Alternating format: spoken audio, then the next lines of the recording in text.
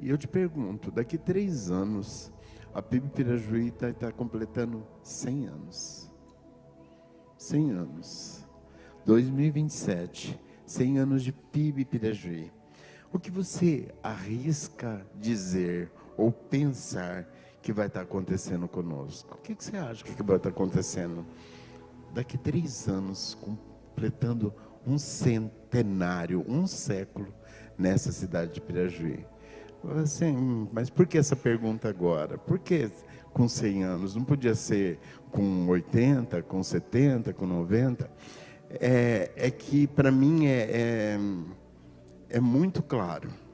Deus tem nos levado a um descortinar da sua glória, do aprendizado de ser igreja, de tanta revelação do céu, né? Do relacionamento, de intimidade com Ele, que nós podemos perceber claramente que o Senhor está nos tirando de um nível para nos levar a um patamar muito mais elevado do que qualquer um de nós possa imaginar ou sonhar.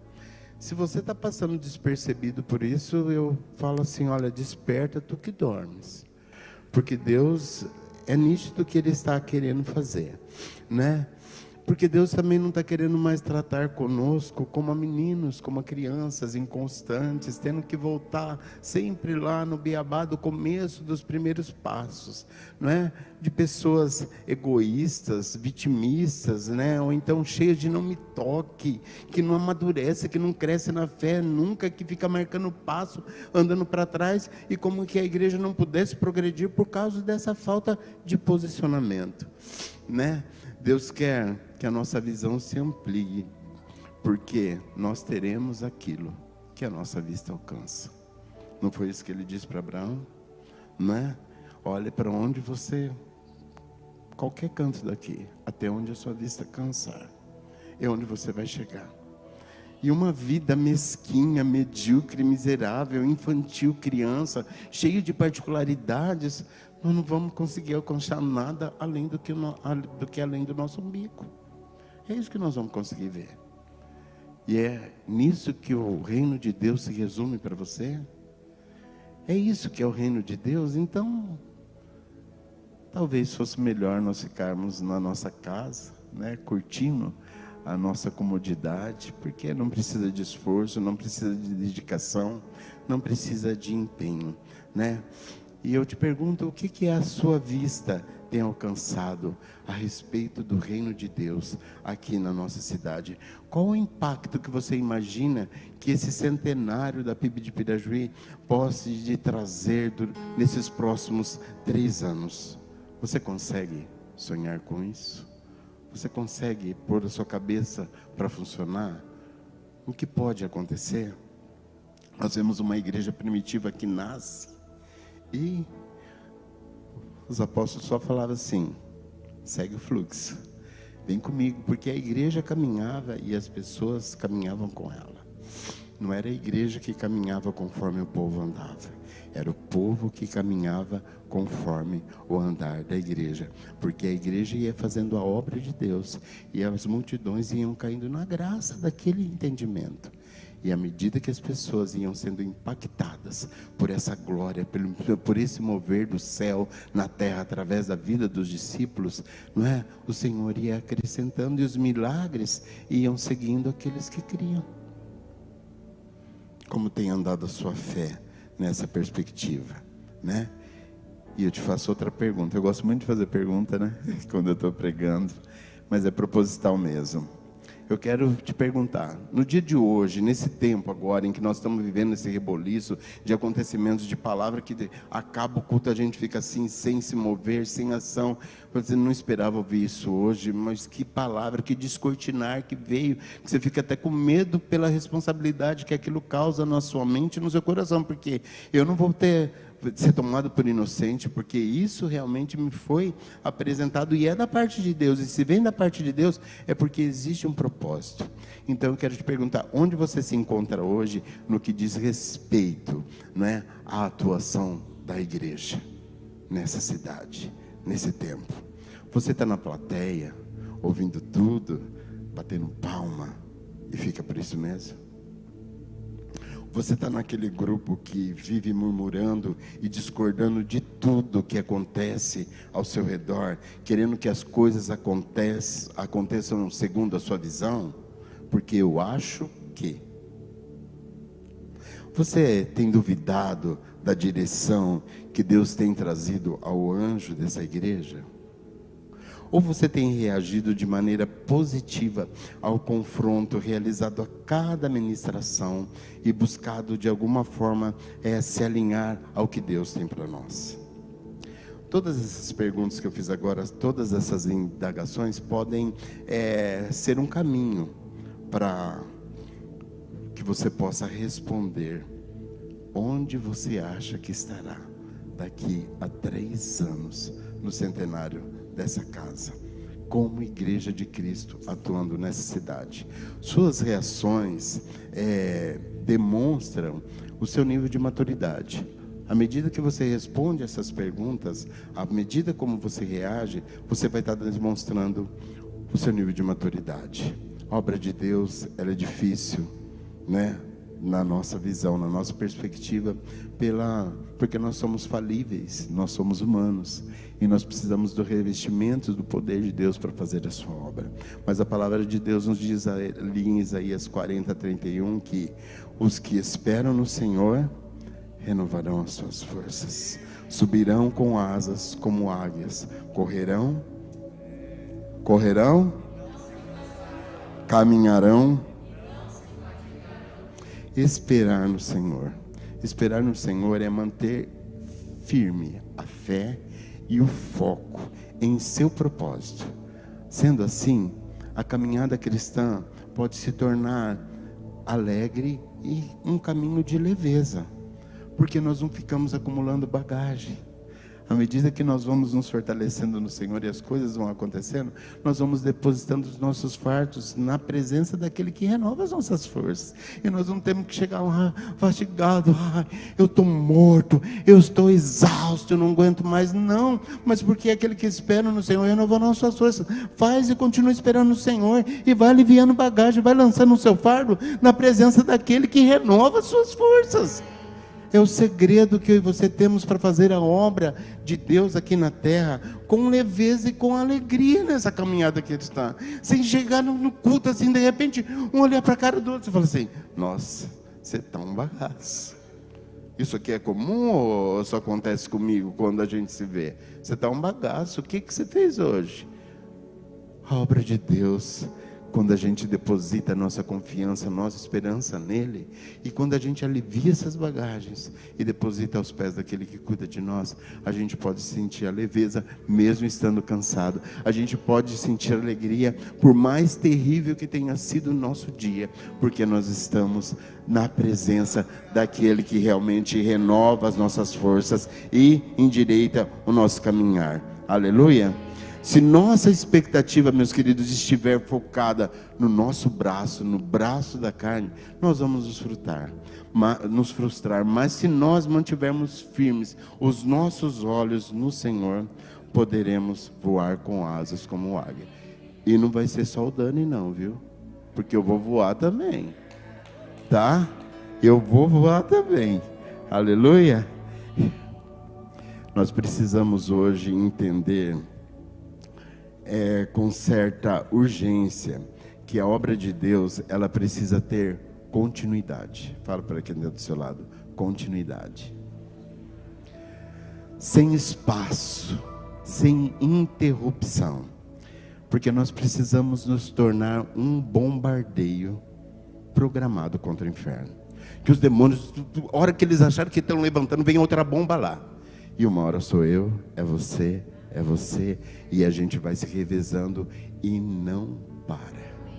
Porque já passou da hora de a gente compreender essa urgência em continuidade. Por que você está falando isso, pastor? Porque a gente vive intensamente tantas coisas aqui. São retiros que são programados com dedicação, com empenho, e vamos lá tirar música, vamos preparar, tem palestrante, e gasta com palestrante, gasta com comida para palestrante, e tesoureiro fica com o cabelo desse tamanho, né, em pé, e a gente faz com excelência todas as coisas, e as pessoas vêm e percebem esse impacto, essa excelência. Acabou o retiro, acabou a conferência.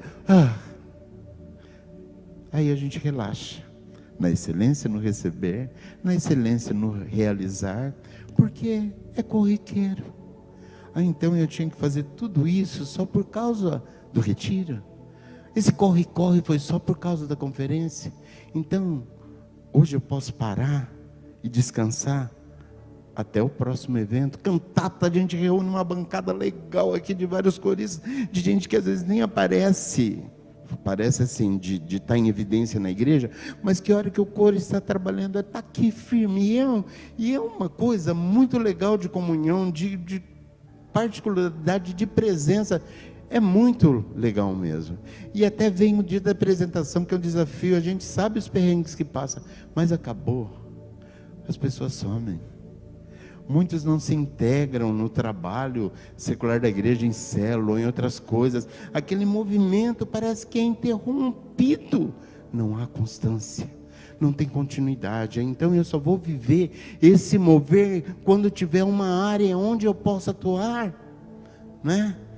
A gente teve a bênção aí esses dias, e a gente viu que primor, que excelência, que lugar onde a estrutura dessa igreja foi elevada. A bênção acabou. Mas a bênção acabou? A bênção precisa continuar. Nas nossas ações, nos nossos pensamentos, na nossa conduta, cada dia. A ABF que nós fizemos com as crianças também, tudo executado com muita paixão, com muita dedicação, mas isso não pode ter um momento de parada. Ações como essas acabam perdendo a continuidade, porque muitas vezes nós queremos parar para descansar. Aqui é o lugar do vosso descanso? Aqui não é o lugar do nosso descanso.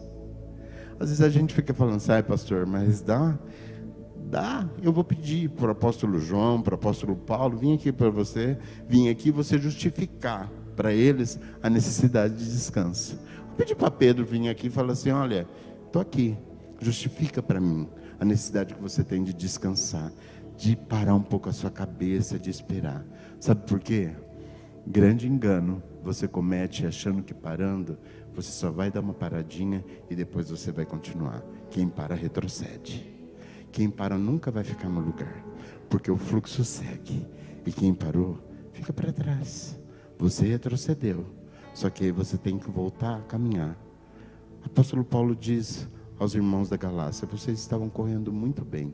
O exercício espiritual, o atletismo espiritual que vocês estavam tendo era muito legal, vocês estavam lá caminhando. Mas o que você impediu vocês de continuar? O que paralisou vocês? E quando a gente paralisa, o bonde anda, filho. O inferno não para.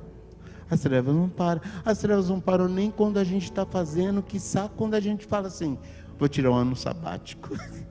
Não tem isso na gente, né? Mas a gente fala que a gente quer descansar um pouco. Aí vou dar um tempo de ministério, vou dar um tempo de louvor, vou dar um tempo de pregar, vou dar um tempo disso, vou dar um tempo de aquilo. Eu preciso desse tempo. Você precisa? Mais do que as pessoas que estão aí na fila de indigentes morrendo, sem conhecer a luz que foi revelada para você, né? O afastamento, esfriamento, esse desencanto que às vezes a gente tem, porque a gente às vezes faz a obra no braço da carne, e isso nos frustra, porque às vezes a gente quer reconhecimento, a gente quer que as pessoas vejam, e quer que as pessoas nos posicionem no lugar onde não vai, não conta com isso, não espera isso. Porque se Jesus fosse esperar por isso, ele não estaria na cruz. Teria se levantado um trono para ele, coroado ele aqui na terra. Ele não precisava morrer para eu e você estarmos aqui. Tá? Não pense no seu bem-estar. Não pense no seu ego. Pense no reino de Deus. Sabe como o povo de Deus recupera a força? Empunhando a arma numa mão, olhando o inimigo, as circunstâncias, e trazendo água na boca. Dá para você entender? É assim que o povo de Deus descansa, vigiando acima de tudo, tendo a visão completa dos perigos eminentes que estão ao nosso redor. E quem descansa, relaxa, baixa a guarda e é pego de surpresa. Não é o que Deus tem para nós, né? Vocês corriam bem. O que você pediu de dar continuidade? Se você for em qualquer academia, qualquer personal que você começa um trabalho e interrompe, ele não vai falar assim para você: vamos começar de onde a gente parou. Ele vai falar isso para você? Não. Vamos começar do zero. Nós vamos ter que começar tudo de novo. Então, filho, não pare para descansar, porque a parada vai levar você a um retrocesso. E não é isso que Deus tem para nós hoje. Deus tem para nós continuidade, não é? Nós precisamos, a cada experiência vivida, como eu falei aqui, de EBF, da bênção, de retiros, de cantata, o que nós precisamos fazer? Pedir sabedoria, a direção de Deus, para aplicar tudo isso que nos impactou no avanço do reino, porque na verdade é isso que importa. Tudo que a gente vivencia, tudo que a gente tem de experiência, não é para nós mesmos, é para o avanço do reino. A vida cristã requer constância, a vida cristã requer continuidade, a vida cristã requer paixão, a vida cristã requer foco, força, e a vida cristã requer coragem. Vamos ver lá o que o apóstolo Paulo diz em 1 Coríntios 15, a partir do versículo 50. Está ali? Vamos lá. Se vocês quiserem ler comigo. Irmãos, eu lhe declaro... É isso, né? Eu ainda falei que era na NVI, estava escrito lá, mas tudo bem. Eu olho aqui, vamos lá. Irmãos, eu declaro a vocês que carne e sangue não podem herdar o reino de Deus, nem o que é perecível pode herdar o imperecível. Eis que eu digo um mistério: nem todos dormiremos, mas todos seremos transformados. Em um momento, em um abrir e fechar de olhos, ao som da última trombeta, pois a trombeta soará, os mortos ressuscitarão incorruptíveis, e nós seremos transformados. Pois é necessário que o que é corruptível se revista de... e o que é mortal se revista de... Aleluia. Quando, porém, o que é corruptível se revestir de incorruptibilidade e o que é mortal de imortalidade, então se cumprirá a palavra que está escrita. Aleluia. Onde está, ó morte, a sua vitória? Onde está, ó morte, o seu aguilhão? O aguilhão da morte é o pecado, e o poder do pecado é a lei. Agora com vocês, vamos lá?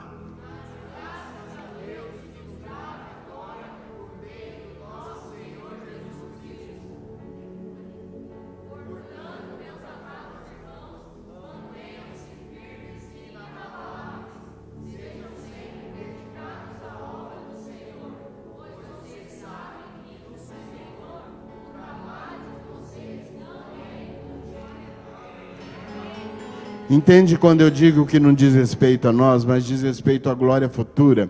Todo o propósito aqui de, como o pastor Marinho deu exemplo de si mesmo, de ser esmagado como azeitona, é de sair aquilo que vai mudar a nossa condição, que vai nos transformar daquilo que é corruptível para a incorruptibilidade, para aquilo que é mortal, para aquilo que é imortal. Nós estamos sendo preparados para viver em um novo patamar, em uma nova realidade, porque o corpo que vai habitar no céu não é esse aqui que se rasga, que tem ferimentos, que cheira mal, que precisa de um banho. É um corpo de glória.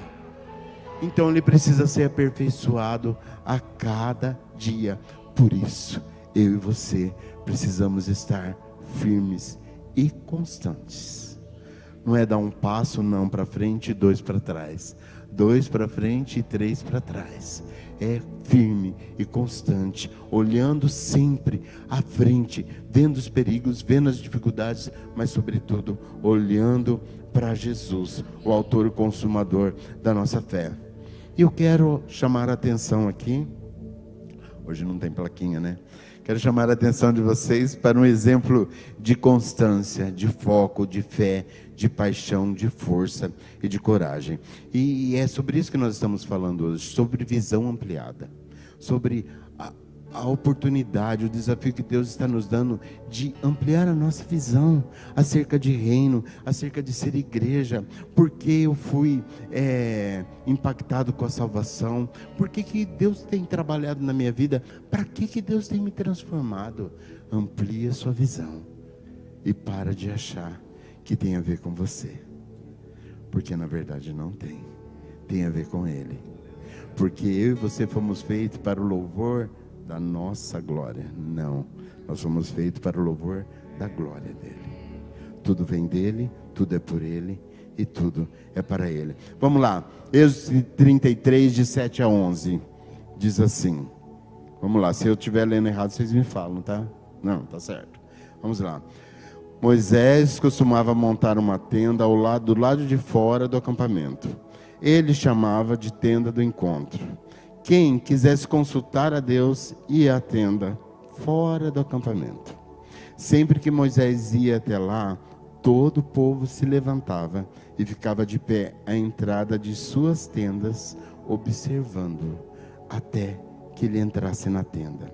Assim que Moisés entrava na tenda, a coluna da nuvem descia e ficava à entrada da tenda, enquanto o Senhor falava com Moisés.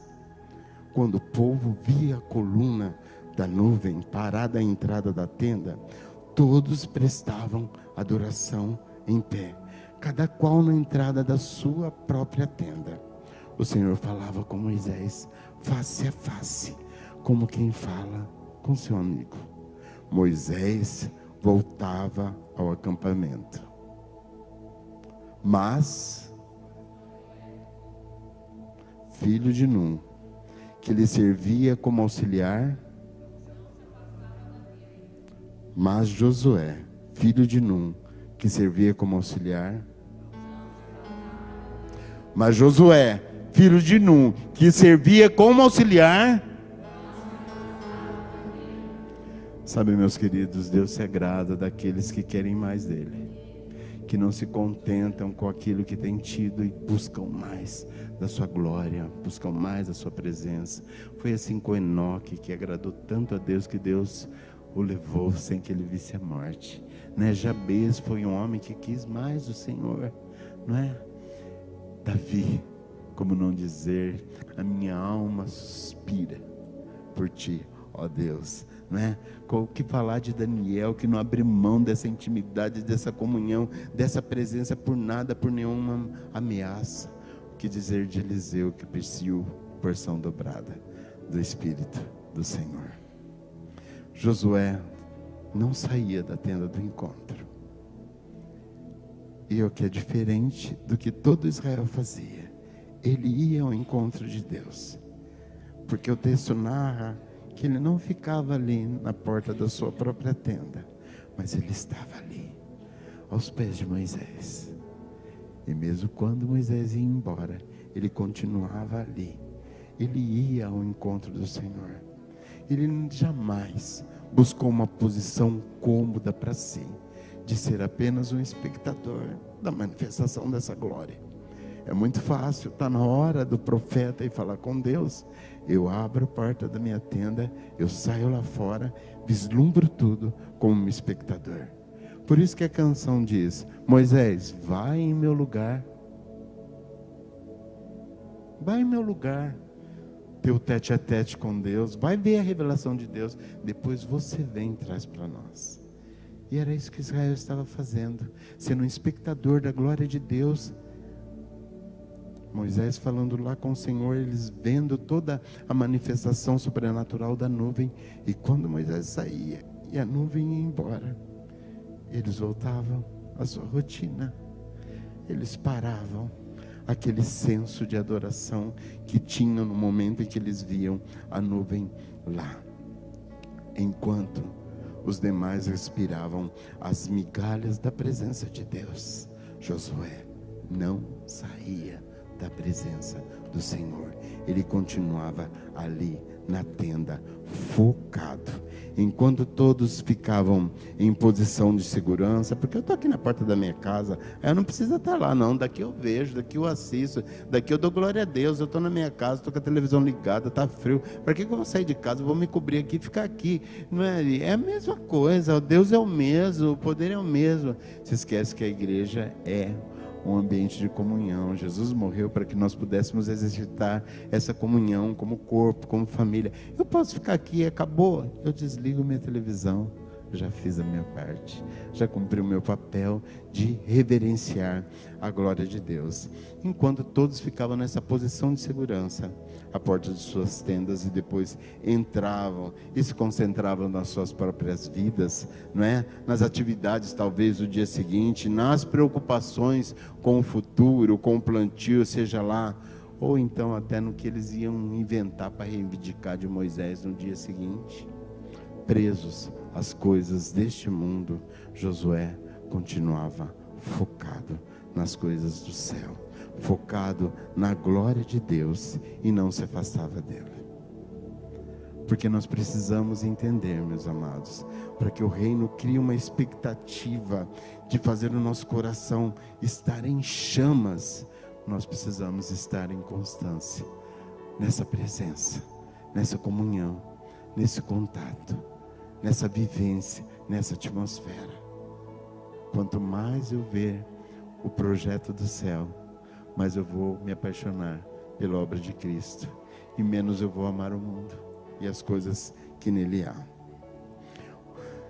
Eu volto a dizer, sabe por quê? Porque o propósito não diz respeito a mim, mas diz respeito àquele que nos comissionou para a sua obra. E Josué sabia que o mesmo Deus que comissionou Moisés era o mesmo que podia comissioná-lo. Era o mesmo Deus que podia ver o seu coração em chamas, ardendo.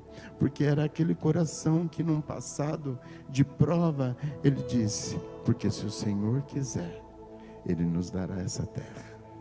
A terra tem tudo, tem gigante, ela é o que é. Mas se o Senhor se agradar de nós, Ele nos dará essa terra. E Josué se posicionou de uma forma a querer que o Senhor se agradasse dele, em posicionamento, em desejo, em paixão pela sua obra e pelo seu reino. Se eu estiver olhando para Ele, pensando os pensamentos dEle, vivendo os propósitos dEle, nada vai ofuscar os meus olhos. Nem o barulho do vento, nem as ondas, nada vai tirar o meu foco dEle. Nada vai tirar a minha paixão por aquilo que Ele tem para mim. E assim, as minhas forças serão renovadas com o impacto da sua glória. Meus queridos, presta atenção. Eu e você não vamos chegar na eternidade de mãos vazias. Ninguém vai chegar à eternidade na presença de Deus de mãos vazias. Porque a primeira coisa que o Senhor vai perguntar assim, Jesus vai dizer: onde estão os talentos que eu te dei? O que você fez com os talentos que eu te dei? Eu falei assim: chama João aqui, apóstolo, chama Paulo, chama Pedro, para que vocês possam justificar o possível descanso, a possível parada. João era aquele apóstolo que deitava no ombro de Jesus, que tinha o maior tete com Jesus, que talvez alguns discípulos pudessem até ter ciúmes de ver essa intimidade que ele tinha com Jesus, né? Sabe o lugar de excelência dele? Seus últimos dias? Patmos, uma ilha de exclusão na região de Creta, onde os imperadores mandavam para lá aqueles que eram pessoas não gratas.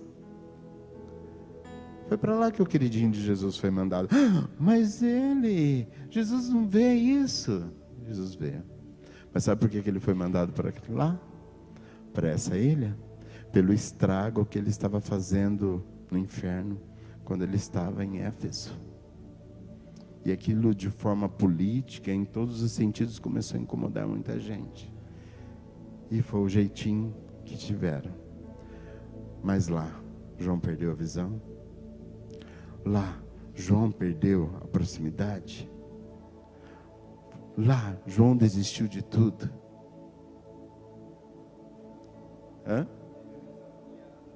Lá, a visão de João se ampliou de uma tal maneira. Sabe por quê? Não era o lugar, não era a condição onde ele estava, era o que ele vislumbrava. Ele não perdeu o impacto da glória, porque aquele que Jesus, em quem ele debruçou os ombros, não o decepcionou. Muito mais, ele fez com que ele se apaixonasse para viver algo que valesse a pena Jesus ter morrido por ele. E foi ali que a visão dele foi ampliada, e ele teve a visão do novo céu, da nova terra. Ele viu igrejas como eu, como você, com seus defeitos, com as dificuldades, com a sua intenção de tentar. Mas Deus está dando oportunidade para nós nesses dias de rever a nossa conduta, o nosso papel, e fazer veredas direitas para o nosso caminho. Mas eu não seja contaminado por ninguém. É você e Deus. Josué não se deixou influenciar por todo Israel, que saía à porta da sua tenda, vislumbrava, mas não acessava a glória como ele acessou. E ninguém podia culpá-lo por nada, porque ele desejou, ele almejou ter aquilo que ele teve na presença do Senhor. Sabe o que eu quero dizer? Se a visão que você carrega sobre o reino de Deus for mesquinha, é essa estrutura que você vai ter para se desenvolver no reino. Mas se a sua visão for como uma visão de Josué a respeito da terra, se o Senhor se agradar de nós, Ele nos dará essa terra. Então, Pirajuí estará nas suas mãos. E quem escolhe somos eu, é você. Porque se o Senhor se agradar de nós, Ele nos dará essa terra. Às vezes a gente fica olhando para os impedimentos, para os gigantes, para as dificuldades, para as obras contrárias. Mas é muito difícil, mas tem muita discordância aqui. Josué caiu fora de todo esse tipo de pensamento. Eram 10 contra 2. E Josué ainda tomou uma postura mais particularizada ainda. Ele não arredou o pé da tenda. Mas hoje está chovendo. Eu estou aqui na tenda. Eu estou aqui contemplando a glória. Eu estou aqui vivenciando a glória. Eu estou aqui tendo meu coração arder por causa do vislumbre da visão do reino, da amplitude daquilo que Deus quer proporcionar. Deus quer nos fazer herdar essa terra. Deus quer nos permitir conquistar Pirajuí. As palavras proféticas que tem a respeito da membresia futura está atrelada àquilo que eu e você estamos vendo e como nós estamos nos posicionando. Que esse descortinar não traga a você um sentimento de acomodação, falar assim, é mais uma palavra, mas realmente te impulsione a fazer. Eu posso fazer diferença. Eu posso fazer diferença. Porque naquele momento, Josué era apenas um serviçal. O top das galáxias era o tal do seu Moisés. Josué não era nada. Mas o Senhor entregou a direção da conquista da terra nas mãos dele. Porque o Senhor vê quando a gente está aqui na tenda, buscando a sua face, se entregando, desejando ser transformado, ser renovado da questão da corruptibilidade para a incorruptibilidade, tá? Daquilo que é carnal para aquilo que é sobrenatural. Você crê nisso? Você crê que o Senhor realmente quer dar Pirajuí para mim, para você? A você cabe tão somente alimentar a visão que agrada ao Senhor. A condição não é prerrogativa sua. Ele vai prover a condição daquilo que o seu coração estiver alimentando. Se tão somente o Senhor se agradar de nós, tão somente creia, ser forte, ser corajoso. Eu não estou aqui pagando de pastor forte, tremendo, não, porque eu passo pelas mesmas agruras que você. Eu passo por situações difíceis, às vezes, dentro do meu lar, na convivência, nos relacionamentos. A gente passa por provas. Mas o Senhor é aquele que fala: ser forte, ser corajoso, ser forte, tenha coragem. Você pode falar isso para o seu irmão? Ser forte, tenha coragem, ser forte, tenha coragem. Sabe como que Josué se fortalecia? Ali, na beirada da tenda, ali, não se afastando da presença, porque é na presença do Senhor que nós adquirimos força. É na presença do Senhor, é na comunhão com a palavra, é na intimidade com o Senhor que nós somos renovados na força que não vem de nós, que não vem no nosso braço, mas vem daquele que pode mudar a nossa condição e fazer com que a gente ande por veredas direitas, que levante os nossos joelhos ainda vacilantes e caminhe, e as mãos que estão pesadas se levantem novamente. Porque a presença dele determina tudo isso. É nessa presença, nessa proximidade, nesse conhecimento que eu adquiro, que eu tenho sido chamado para isso. Conhecer e prosseguir em conhecê-lo. Não se afaste da tenda, meu querido, não se afaste dessa. Obrigado, James. Nangão, pequenininho, parecendo uma, como é que chama aquilo de telha lá, né? Uma calha. Escorrendo ainda. Continue focado. Ser constante. E tenha coragem. Porque a coragem, ela vem daquilo que eu creio que Ele pode fazer. Se eu estou ligado com Ele, em intimidade, em comunhão, não questionando, não olhando para os padrões do mundo, não olhando para as minhas misérias, não olhando para as minhas fraquezas, pelo que está acontecendo comigo, mas se eu estiver olhando para Ele, eu vou ser fortalecido, eu vou ser renovado, e a minha fé vai estar, não nas coisas que estão ao redor, mas a minha coragem vai se levantar naquilo que eu creio que Ele pode fazer, assim como Josué procedeu. Se o Senhor se agradar de nós, Ele nos dará essa terra. Se o Senhor se agradar de nós, Ele dará Pirajuí. E não é para nós, hein? É para Ele mesmo. Ele nos dará para a glória dEle.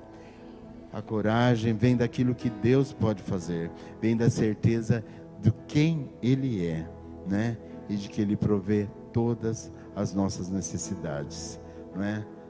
A confiança do que Ele prometeu. E Ele é fiel para cumprir. Não vem das minhas forças ou da minha capacidade, mas vem do seu poder que se aperfeiçoa na minha, na sua, na nossa fraqueza. Então para de ficar às vezes fazendo prova com Deus, como Gideão perdeu tempo fazendo prova com Deus, né? Podia ter esmagado antes, mas foi importante para ele naquele momento afirmar? Pode ter sido, mas para nós agora já não é mais. A gente não precisa mais ficar passando por isso. De tudo que a gente tem recebido. A primeira pergunta que eu ia fazer aqui para vocês é assim: quem está aqui na igreja há mais de 3 anos? Né? Levanta a mão. Falei assim: então você não pode nem querer fugir dessa palavra, porque 3 anos foi o tempo que os discípulos tiveram para assimilar tudo e ripar, colocar em prática. Não dá mais para você dizer: ai, está doendo aqui, ai, aqui. Aí vem aqui na minha casa orar comigo. Pastor, você não veio na minha casa orar comigo. Então, enquanto você não vier na minha casa, eu não vou na igreja. Para com isso. Não temos mais tempo disso. Não temos mais tempo para perder com isso. Tempo para perder com dúvida. Será? Mas será que vai ser mesmo? Será que Deus tem isso para nós? Será? Provai e vede que o Senhor é bom. O sentido da palavra é: mas você falou para não ficar fazendo prova com Deus, e você lê um texto que fala provai e vede que o Senhor é bom. Sabe o que isso está querendo dizer? Aplica a palavra que foi dita. Lance a sua fé, né? Lance essa palavra sobre a sua fé, e aí sim você vai ver Deus provando a sua palavra. Você vai andar sobre as águas. Você acredita nisso? Nós só vivemos o sobrenatural nos lançando em fé na visão que nos é revelada, confiando que o Senhor vai fazer. Porque só Ele pode fazer.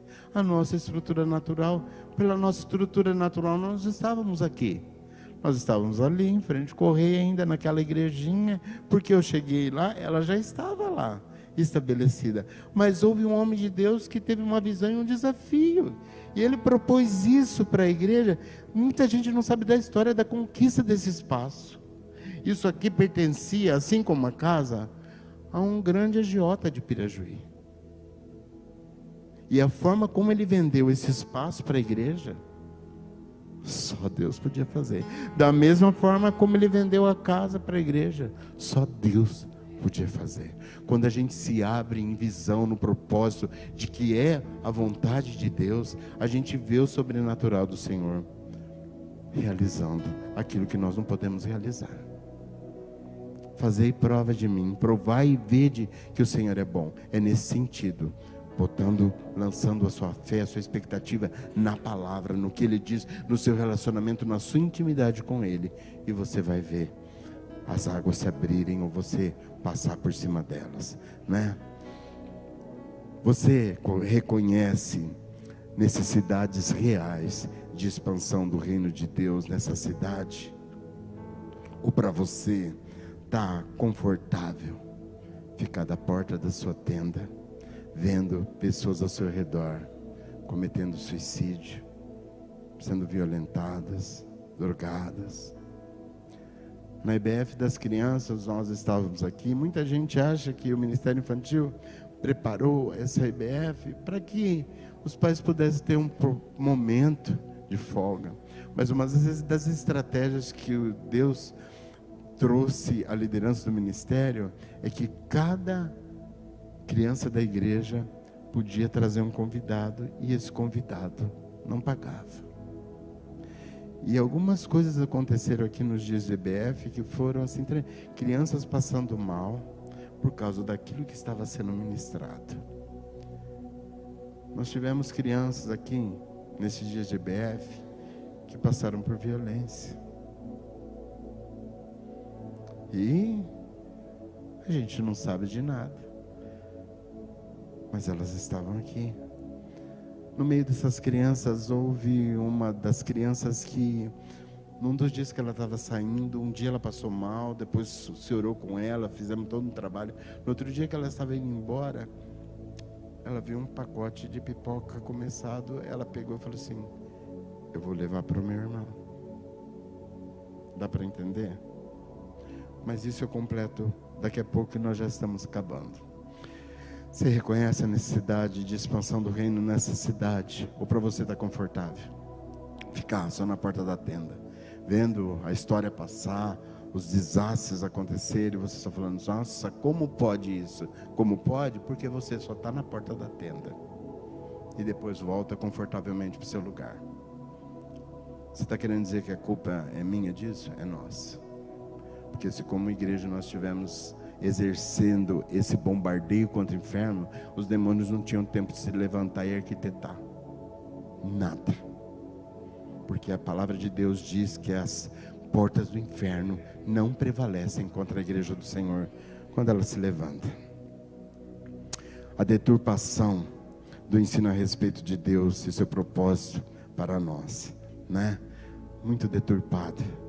A afirmação da paternidade. Você se contenta como tudo está? Você se contenta em ver um mundo assistindo a abertura das Olimpíadas de Paris? Não vou entrar no mérito agora, mas se você tiver oportunidade, entre em alguns ambientes cristãos e vê lá o que foi, a nível de espiritualidade. Uma abertura de Olimpíada, são só jogos.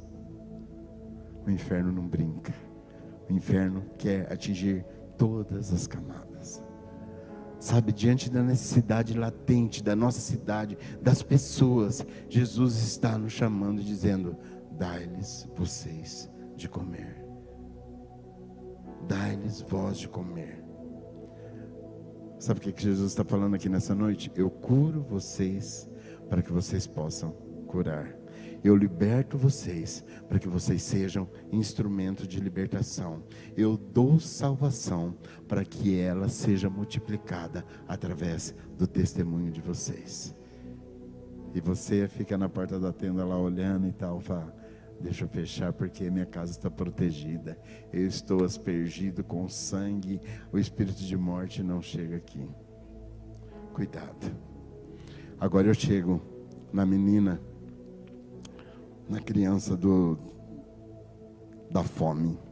Nós somos em média aqui 300 e poucas pessoas de frequência.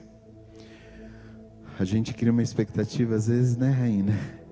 E às vezes eu recebo o relatório lá do Ministério Semear, né, que é o Quilo do Amor que acontece de domingo. E eles dão a notícia até com alegria, mas a gente sabe que no profundo do coração, às vezes uma certa frustração. Conseguimos arrecadar 300 quilos de alimento, 330 quilos de alimento, deu 21 cesta básica, e a gente fala assim: glória a Deus, Deus abençoe para vocês pela dedicação, pelo esforço. Mas nós somos uma média de 300 e poucas pessoas que frequentam. Alguns trazem muito mais que 1 quilo. Onde que está a sua parte dentro desses 300 e poucos quilos? Você saiu para fora, viu a glória e voltou para dentro. Quem está com fome, que se dane. Quem depende dessa cesta básica, que se dane. Isso não é ampliação de visão a respeito do reino. Isso é mesquinhez de comportamento. Que se nós quisermos chegar a um plano elevado. Você já pensou, você conseguir destinar da sua casa uma diversidade de 4 ou 5 itens da sua despensa, que às vezes não estão fazendo falta para você, mas estão lá. Mas você já não preciso levar. Se você quiser impactar essa cidade, não estou menosprezando a sua contribuição, nem muito trabalho realizado pelo Ministério Semear, mas se você quiser trazer um impacto de relevância, não são 21 cestas que vão fazer isso. 21 cestas vão abençoar sim as famílias que recebem, mas acerca de impacto no mundo espiritual, você precisa fazer 10 vezes mais do que isso. E olha lá. E eu te digo uma coisa, vira para quem está do seu lado e fala assim: você pode. Você pode fazer muito mais do que você tem feito. Você pode atingir muito mais do que você tem atingido. Então, quando vier na rede social uma palavra para você: a arrecadação do Quilo do Amor nesse domingo, primeira coisa que você fala assim: será que eu posso ajudar? Vou procurar o Caia Reina, eu posso estar lá ajudando de alguma forma, me movimentando? Porque se você assumir essa palavra como uma amplitude de visão do reino sobre a cidade de Pirajuí, vai faltar gente aqui para ajudar vocês. E a segunda é: o que eu posso fazer mais do que eu tenho feito? Sabe, às vezes a gente fica com mesquinhez por causa de uma lata. Guardar, para quê? E às vezes você come ela e faz mal, porque nem precisava daquilo lá. Mas tem gente que está mendigando um pacote de pipoca começado, e pensando no irmão que ficou lá e não veio. É lógico que, percebido isso, a liderança do ministério chamou quem tinha trazido e falou assim: dá o que ela precisar para que ela leve para a casa dela. Alguém que estava aqui, sendo ministrada na BF, mas que se preocupava com quem estava lá e não tinha o que ela tinha aqui. Deu para entender? Para onde Deus quer nos levar? Meus irmãos, tudo isso é sério, tudo isso parece pancada, mas foi pancada primeiro em mim, e se é a pancada, é por causa do amor de Deus para conosco. Não se conforte com uma palavra que passa na nossa cabeça e fala: Rainha, você é linda, eu te amo, porque você... Não fica buscando isso para seu consolo, não. Essa pancada só está vindo porque Deus fala para você: você pode melhorar, você pode fazer mais, você pode ser mais. Eu vejo isso em você. Sabe, meus irmãos, eu quero que você imagine. Nossa, já Marinho, pelo amor de Deus. Mas também já acabei. Eu só queria trazer como um último adendo aqui. A acusação de Satanás na presença de Deus, falando de Jó. Contempla meu servo Jó. Você está preparado para Deus falar para Satanás a seu respeito? Contempla o meu servo, contempla a minha serva. Hã? Você acha que você conhece eles? Não, a risada foi sem querer, tá? Não foi sem querer agora. Você está preparado para Satanás assim? Ele te é fiel por algumas circunstâncias, mas tira dele algumas estruturas para ver se ele vai continuar fiel. É comigo, é com você responder essa verdade. A nuvem quer se revelar para mim e para você. A nuvem quer dirigir os nossos passos. A nuvem quer nos levar a conquistar aquilo que a gente só pode ver estando nela. Não podemos fazer aquilo que é cômodo, mas nós precisamos fazer aquilo que nos custe muito, porque para o nosso Senhor custou a sua própria vida. Não saia de perto da tenda, permaneça nela. Tem revelação do céu nos aguardando, tem conquista para mim e para você. Então não vamos nos nivelar por baixo. Se você se desafiar a frutificar agora em 2024, conforme a visão que Deus deu para o anjo dessa igreja, se você escolher a não voltar para a sua tenda, mas sair dela e ir de encontro a essa nuvem, ter paixão por estar na igreja, por se envolver com o trabalho da igreja, por realmente apreciar a comunhão com os santos, eu te garanto que Deus já está provendo uma estrutura que comporte aquilo que você se desafiou a frutificar.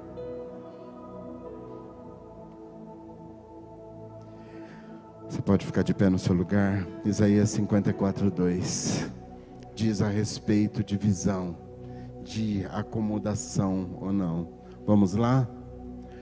Amplia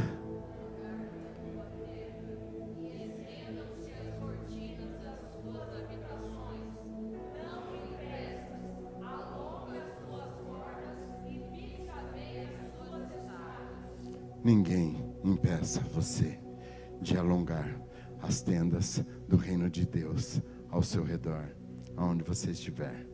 Queria que você fechasse os olhos agora. O louvor vai cantar uma música, não sei o que é, mas eu queria que você colocasse o seu coração na presença de Deus. Se essa palavra falou com você, se você tem alguma coisa para colocar diante de Deus, para se arrepender, para ter a sua mente, seu coração renovados na presença dEle. E agora?